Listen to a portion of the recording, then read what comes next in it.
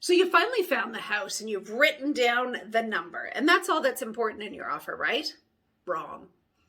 This is Curbside with Crystal.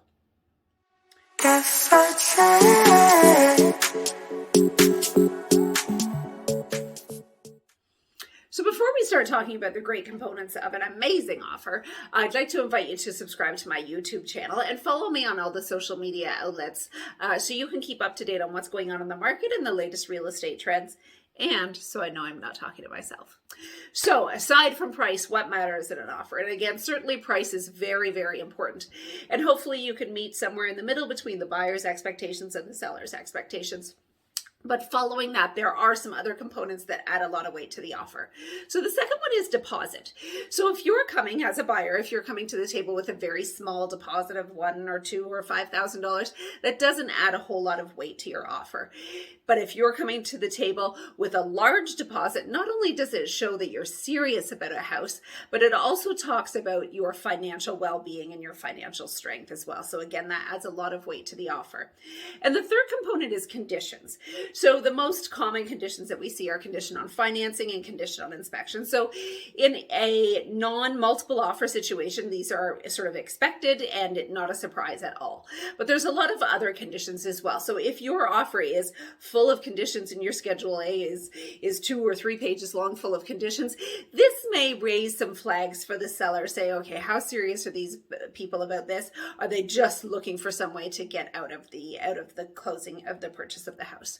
Number 4 is closing date. So again, hopefully you can come to an agreement on closing date. Does the seller have a job transfer and they need to be out of town exactly on this date? Or is the baby due in June and they want to be moved and settled before the baby comes?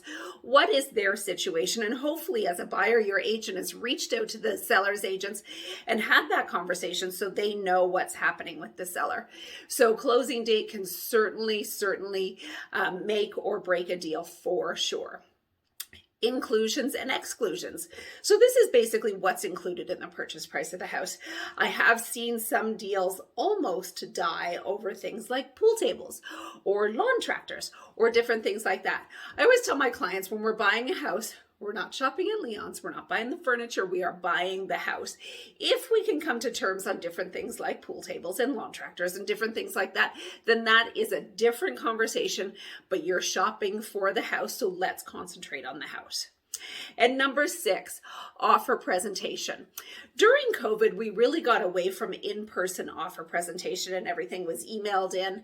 But I am so grateful that in-person offer presentation is back in most cases. So this gives the buyer's agent an opportunity to sit down at the table, whether it's at an office or at the kitchen table of the house in question, and have a conversation with the seller and the seller's agent. So I love doing this and I take every single opportunity that I can to do this because it allows me to get my story and my client's story across. Why did they love the house?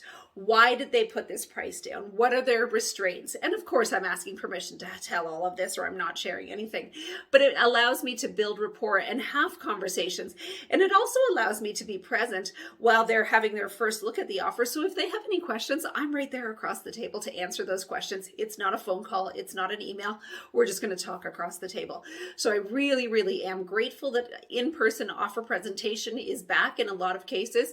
And once again, I take every opportunity to do this and to build that relationship. So a lot more involved in putting an offer together than just the price. Again, certainly that is oftentimes the most important component, but there's a lot of other things to think about as well. So once again, it's Crystal Powell, real estate broker with Remax Jazz, serving Durham region and the Quinte area. And if you're thinking about buying or selling, have any questions about the market or all things real estate, just call Crystal. Talk to you soon.